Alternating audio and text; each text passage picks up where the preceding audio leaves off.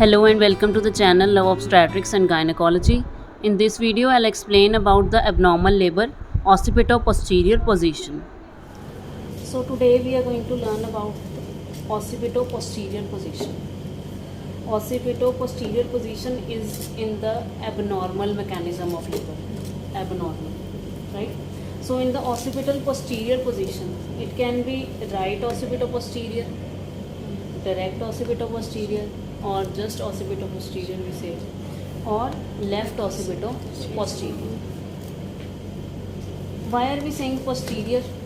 Because the occiput, which is my denominator, it is towards the posterior aspect of the pelvis. This is right because it is the maternal right.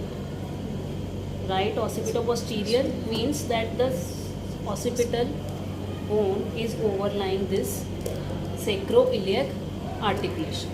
So in this sacroiliac articulation, this is directly overlying. And same here in left. So is right more common or left more common? Right. Right occipito-posterior. Right is more common. Why? Because on left there must be something else. What is that? What is on the left side? Liver. Pelvis.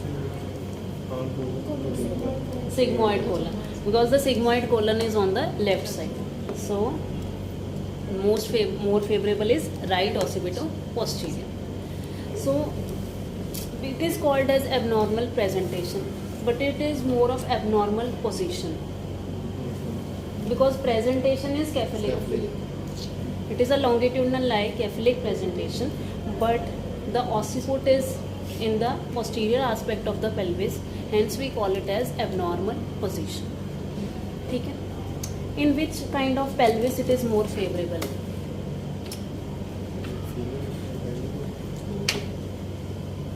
In a gynecoid pelvis, it is more favorable for an interior, occipito-anterior position.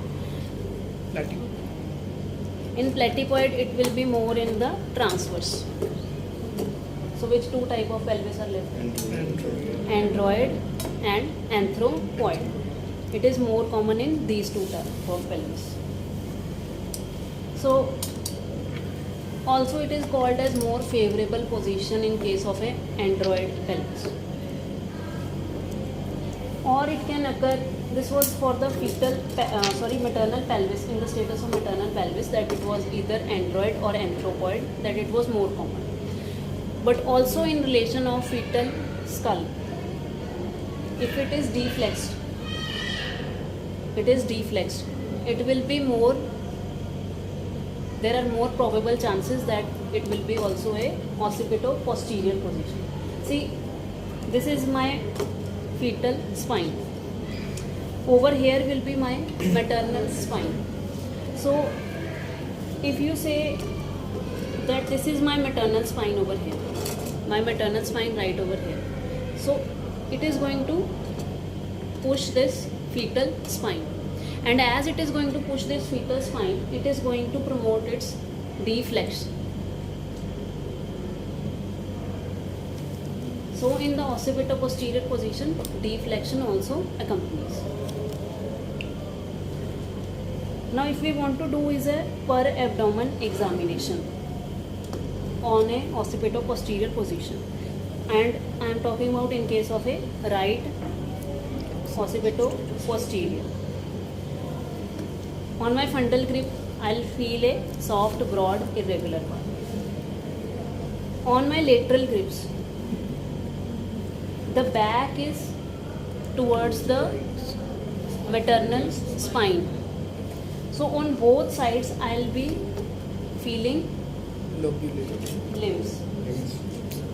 Fetal spine will be, or fetal back, I must say, can be felt with very great difficulty on either side, right? In case of a right occipito-posterior, on right side, I might be able to find this, but on a very lateral aspect of the mother, on the lateral grip, right? Then coming on to the third grip. On third grip, what we do is we try to, We try to on an outstretched hand, see we try to grasp the lower lower part of the feet. uterus in which there is the presenting part. So this one is what I'll try to grasp. What will I feel on this? See, in a well flexed head, occipito anterior position, this will be my occiput, this will be my sinciput. So this is my occiput and this is my sinciput. So my sinciput is at a higher level than the occiput Yes. in a well flexed. Now here there is slight deflection. So Same sinciput is at a lower. lower level, or you can say at a similar level to that of the occipital. Further, there will be a delayed engagement because there is deflection. In case of a well flexed head, we have is almost a circular disc 9.5 centimeter of my biparietal and the AP diameter, right? And that circular disc very easily passes through a pelvic inlet. But here the diameter increases. What do we have? We have is Mento-occipital. suboccipitofrontal Suboccipitofrontal. or occipitofrontal in a deflex head, and these are 10 or 11.5 centimeters. So these are a bigger diameter for this fetal skull to traverse. So there will be a delayed engagement. Now that circular disc was very effective. As the uterine contraction came, it was forming a ball valve action. Ball valve action. With what? With the membranes around. There was formation of a forewater and a hindwater. With that, because that it forms a very nice grip over the internal os. Right? Now here there is a loss of ball valve action because it is not a circular disc. There are chances of early rupture of membranes. There will be early rupture of membranes. That membranes were very sportive in the cervical dilatation, and that disc was very sportive with the cervical dilatation. But this one is promoting the early rupture of membranes. So, and another thing is, because this ball valve action is gone, the uterine contractions also behave abnormally. So there will be abnormal uterine action.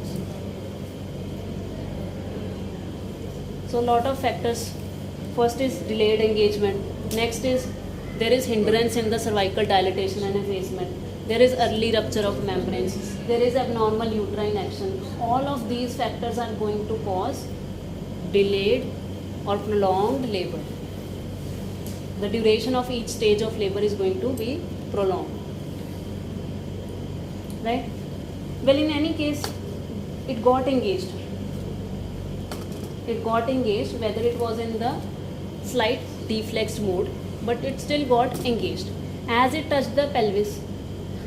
Now in the 90% of cases, this is my right occipito-posterior. In the 90% of cases, as it is going to touch the pelvic floor, it is going to promote its flexion. So in 90% of cases, flexion will occur. So a flexion got promoted.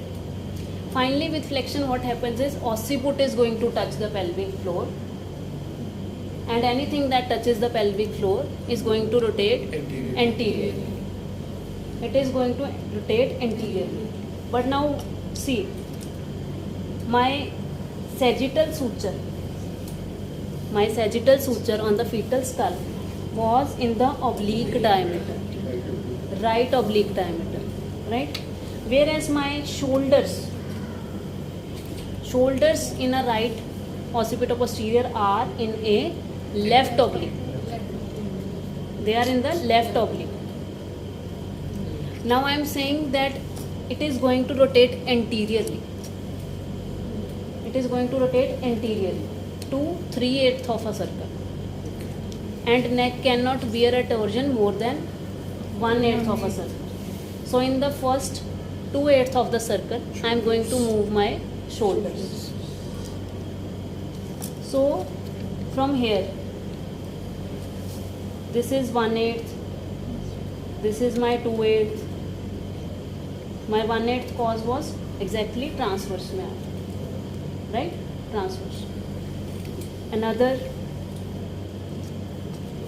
right occipital, anterior. Next, I am not going to move my shoulders from here on, right? So my shoulders that were in the left oblique, they came in AP, and then they came in right oblique. So now they are going to stay in the right oblique, whereas my head is going to move more 1/8 of the circle and come to lie directly behind the symphysis pubis. So this is how it is going to work in the anterior rotation. Alright. The next thing is same as what happened in the normal mechanism. There will be crowning, right? Crowning is when the maximum diameter, biparietal diameter of the fetal skull stretches the vulval outlet and head does not recede back even when the contraction is over. At that crowning, you will give an episiotomy. Further, the head will be borne by extension. Occiput, vertex, brow, face. And then further it is going to drop down. Now my shoulders are in the oblique, right? They'll get engaged as such. But now there will be restitution in a direction opposite to that of internal rotation. So again to 1/8 of the circle right over here. So now there is no torsion between the shoulders and the head. The next thing that is going to happen is my shoulders are going to move in the anterior posterior diameter, right? They have to come in the anterior posterior diameter of the outlet. So external rotation again in the direction 1/8, in the direction opposite to that of internal rotation. And again it is same as in the normal delivery. Further, there will be hinging of the anterior shoulder, gliding of the posterior shoulder. Further, anterior shoulder will get released first, followed by the posterior shoulder, and then the baby will be born by the lateral flexion. This was all in case of a favorable outcome. Favorable 90% cases this will occur if there is a right occipito-posterior position. Now what else can happen? Again I had was a right occipito-posterior position. Right occipito-posterior position. So in that position, either there was an incomplete anterior rotation or it did not rotate at all. Then it can be directly behind the sacrum, that is posterior rotation. These are other three things that can happen. That is, firstly, it can be, this is my right occipito-posterior, it can move to 1/8 of the circle and then it will be ROT. Or it can stay as such, that is oblique. Or it can rotate malrotation, that is it rotates posteriorly. So it is my posterior. Now there are various theories to explain this. In case the sinciput and the occiput, they both touch the pelvis simultaneously, it is not going to rotate. It is not going to rotate. The flexion did not get promoted and it is not going to rotate. It will cause a oblique arrest. Now there is something known as deep transverse arrest. Deep transverse arrest. Right? You already know that there was a deflection. In deflection, the diameters increase. And this bispinous diameter, this is only 10 centimeter. Right? And it gets arrested over here. deep inside the pelvis at the bispinous level. That is known as my deep transverse arrest. It did not rotate further so as to become anterior. It just got arrested over. The next thing that can happen is it can rotate posteriorly so as to overlie the sacrum directly. This is known as direct occipito-posterior position. In this, there can be arrest or the baby can deliver also. The baby can deliver by face to pubes method. So, now let's understand its mechanism. This was my ROT. It went down and got engaged. Further, because there was a deflection, or you can say the sinciput touched first. The sinciput touched first. So sinciput is going to rotate anterior. Sinciput rotated anterior. And the occiput came to lie directly behind the sacrum. Now further, now flexion won't get promoted over here because the fetal spine is directly in line with the maternal spine. So this mechanism is not going to promote my flexion. So it got moved posteriorly. Now flexion won't get promoted. When flexion won't get promoted, there are larger diameters and it gets difficult for the baby to deliver. Firstly, there will be large diameter, so difficult for the baby to deliver. Next thing is, as the dilatation won't get progressed that easily, there will be abnormal uterine action. So all these factors are going to cause a prolonged labor. But still, here we can deliver this baby. How? So basically it is going to descend like this only. It got rotated, right? It first got engaged. Flexion did not get promoted. It remained like that. Sinciput was my thing that was touching the pelvic floor. So that got rotated anteriorly. That was my internal rotation, right? Further there will be crowning, right? Now what happens here? How does this baby's head get delivered? How does this get delivered? So the root of the nose, my root of the nose will get hinged behind the symphysis pubis. Root of the nose is getting hinged behind the symphysis pubis. Further there will be flexion. Further there will be delivery of the head of the baby by flexion. First by flexion this brow will be born. Next by flexion this vertex will be born. And then finally the occiput. But still my face is inside. After getting all this delivered, then extension is going to occur. By extension, the face will get released. By extension, the face will get released. Right? Then further, again now my shoulders that are engaged in the transverse diameter.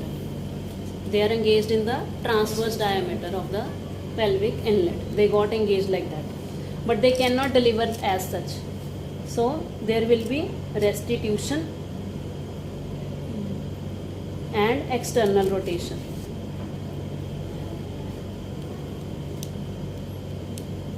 The restitution is a direction that is opposite to that of internal rotation. In my internal rotation, my right occipito-posterior went like that. So now, after the delivery of the head of the baby, it is going to go like that, opposite to that of internal rotation. Further, external rotation, so that the shoulders now lie in the AP diameter. The next is delivery of the shoulders. It is going to be same. First the anterior shoulder will deliver and then the posterior shoulder and further whole of the body by lateral flexion. So this is your occipito-posterior position. If you like the video, please do subscribe and share the channel Love Obstetrics and Gynecology.